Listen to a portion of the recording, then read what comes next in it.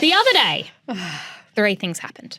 The first is that I was speaking to my brother who works in early childhood education, and he told me that he estimated he was saving 5 hours a week thanks to AI tools that fulfilled a lot of the administrative tasks he used to labour over. Like what?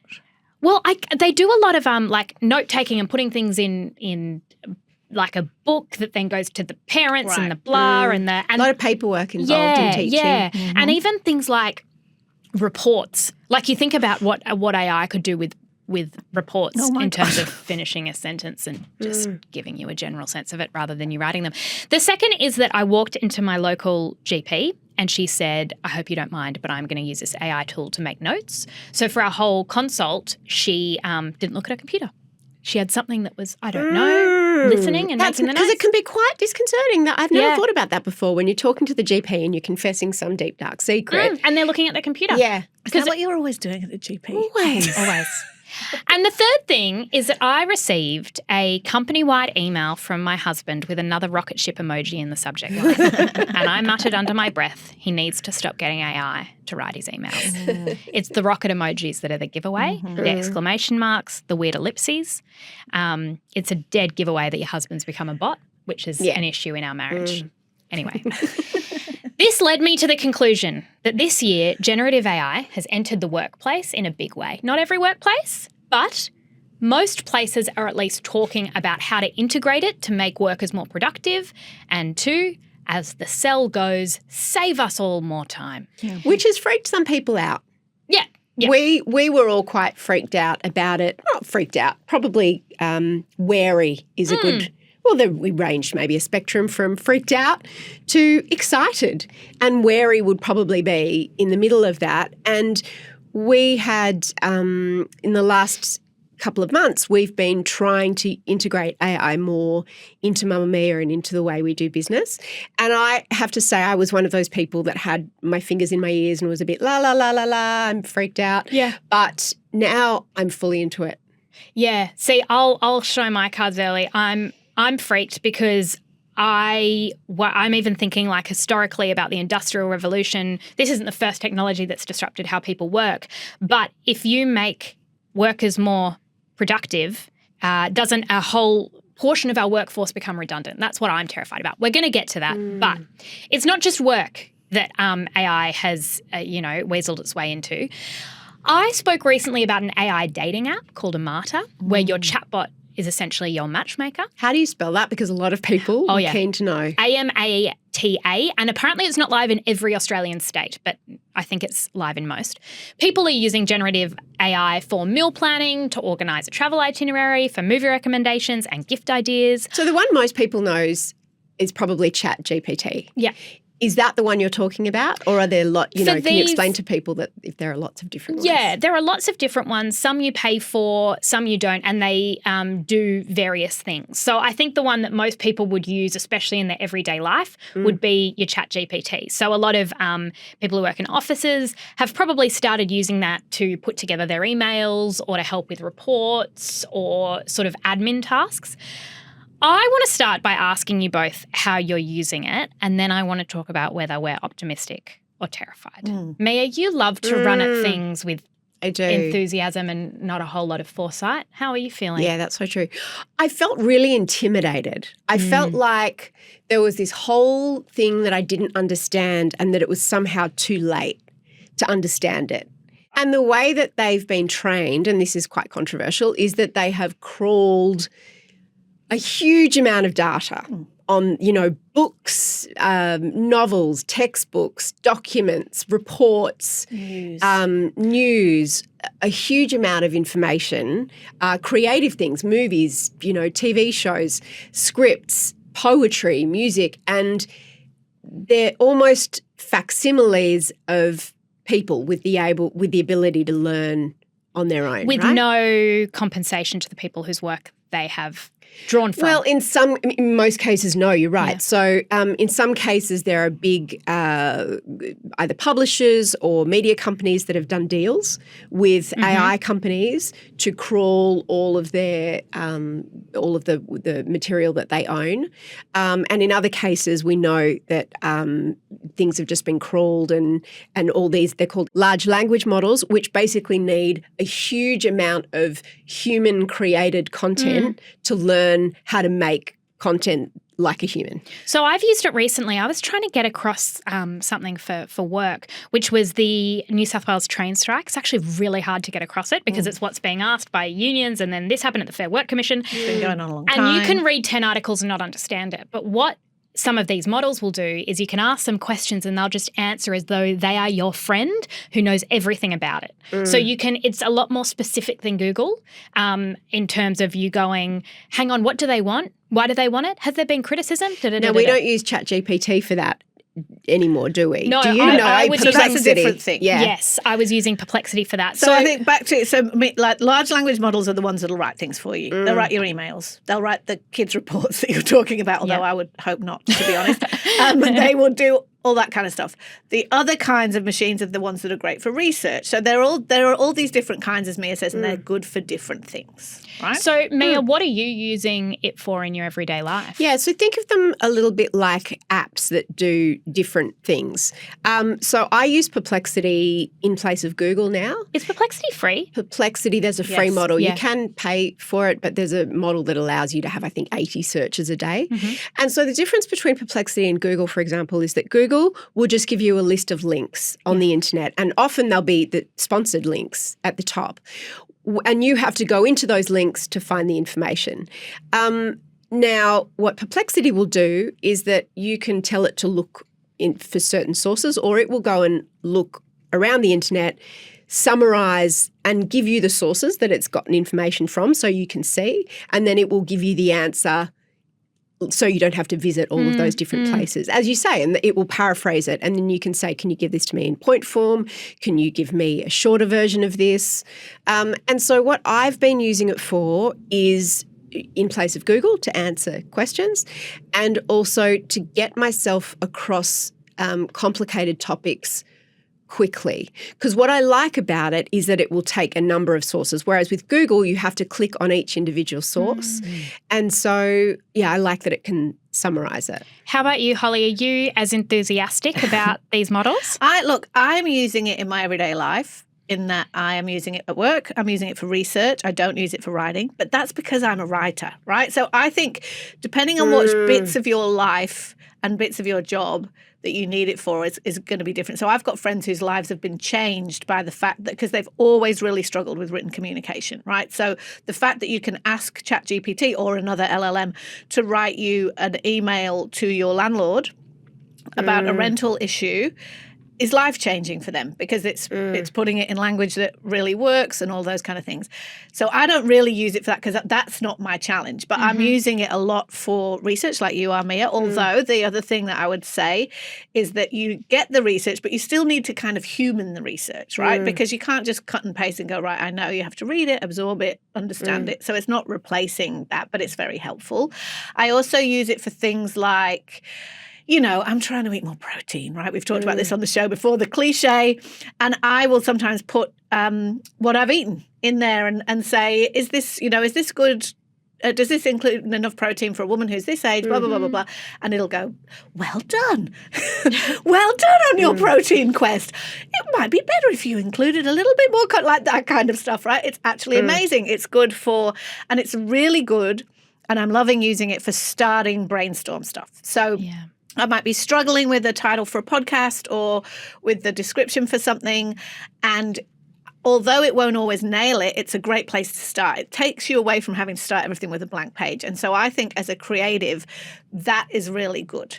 I do, however, share a lot of the worries because I think that one of the things that's interesting, like anything, and I'm not talking necessarily about massive global scale, but more just in our individual lives, is we love using it, but do we love being on the receiving end of it, right? So it's great to think, oh, I can get AI to write my email to the landlord, but then the email you're getting back The landlord got AI to write that. So now it's just robots talking to robots, and they're all talking in the same language. And when you think about that, sometimes you're like, oh, so what's that going to do to how we learn to communicate with each other? The other thing... and the thing about reports and stuff as well. Like, I don't like the idea that my kid's report might have been written by a robot. I don't like... And so that kind of stuff you do sometimes think, and it's the same thing where people go, oh, it's great because you can put a book in there and it can tell you a summary of the book. And I'm like, but I write books and I would be really upset if someone was like, I don't want to read it. So I think sometimes it's like a lot of things. You like the utility of it for you, but do you like the idea that you're only talking to robots now? Not necessarily. Progress, it reminds us that progress is never sort of all good or all bad. Exactly. And the democratization of information, even I've heard how it's transformed education and healthcare. So education, it used to be that if you lived in a really remote area that didn't have access to great teachers, then your education suffered because of that. These models means that you can have a curriculum or whatever. Like there's information available to anyone with a Wi-Fi connection, which is pretty good. But even in your example, Holly, and I know we've talked about this, is that where you might have gone and seen a dietitian, or I might have gone and seen a PT, we now have these models. There's an elimination of the human, and I think that the anxiety that a lot of us have is job loss, which I think is fair enough. And also, I came across this essay that was written about 8 years ago, but it's so relevant, and it was in the MIT Technology Review, and it was called Eliminating the Human by David Byrne. And it said that the unspoken overarching agenda of tech more broadly seemed to be creating a world with less human interaction, and that was a feature, not a bug. So it was saying, think about online. Which we already had been down the path of, right? Like to, with all kinds of other technological advancements, we don't want to talk to the person at the checkout. We'd rather do self-serve, thanks. And we've, et cetera. So it's the online ordering, it's the automated checkout, it's the Uber. You know, you might driverless cars are coming. Yeah, not go to a financial planner. Personal assistants can now just be AI. And what he argues is that the human history, the reason we've got to this point is through cooperation, and also that decision-making is a deeply emotional and human experience. We think it's logical, but it's actually not. Like, emotion is critical to it. And I think that's what I worry about, is that we know that less human interaction makes us lonelier and more unhappy. But a lot of this, if you're not writing the email, and I get that, there are people that really struggle with writing, but these are all these tiny little 1% elements of building blocks of connection. And when they're eroded, what are we left with if all we do is talk to robots all day? Like, that to me feels really depressing. Well, some people would argue two things. I've heard it said that AI probably won't take your job. Someone who knows how to use AI will probably take your job. I think that's what business owners say to make us less stressed about being made redundant. Maybe. Maybe. The other thing that you could say is, in the time that you save by using AI, does that give you more time to spend with people that you actually want to spend time with? Like, as I appreciate what you're saying about the human interaction of actually talking to your landlord on the phone or in person or whatever, but actually, if you can use AI to make that a faster process, you can actually spend more time with your friends or your family. I think that's it, right? I think that I'm trying to be optimistic. No, I'm trying to be hopeful. You should be, because the thing is, one of the things about all the conversations about AI, and Jessie said this already, and it's absolutely right, is it's either always it's the end of the world, or it's absolutely amazing, and it's both those things. You know, it is the end of the world as we know it. It is, right? Like, there is no question that it's going to change everything in an unbelievable pace. One of my Roman empires is a little bit of a rabbit hole, but it stands up. Do you remember the movie Up in the Air with George Clooney and Anna Kendrick? Of course. Right? It's only, I think, 15 years old. In that movie, the whole premise of that movie was that George Clooney's job was to fire people, and he used to fly to factories and sit in front of people and fire people. And Anna Kendrick had worked out a way to do it basically by what we would call now Zoom.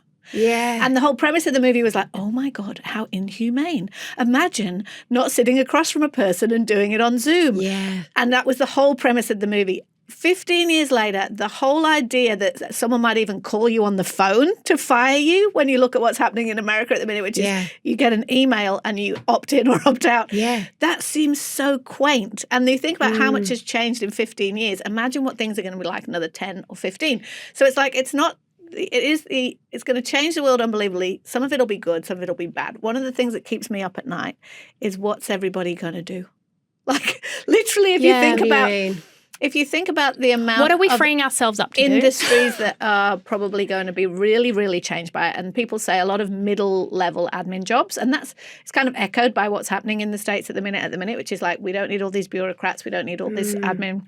They say that, a rough example is the law, is that you have clerks who do all the junior work for all the lawyers. The robots can do all that. So there you go. And all these things, and you think amazing advancements, but then what are all these people going to do? What's everybody going to do? That's what I wonder. And I think all the time when I look at my kids, I think, what jobs can AI not do?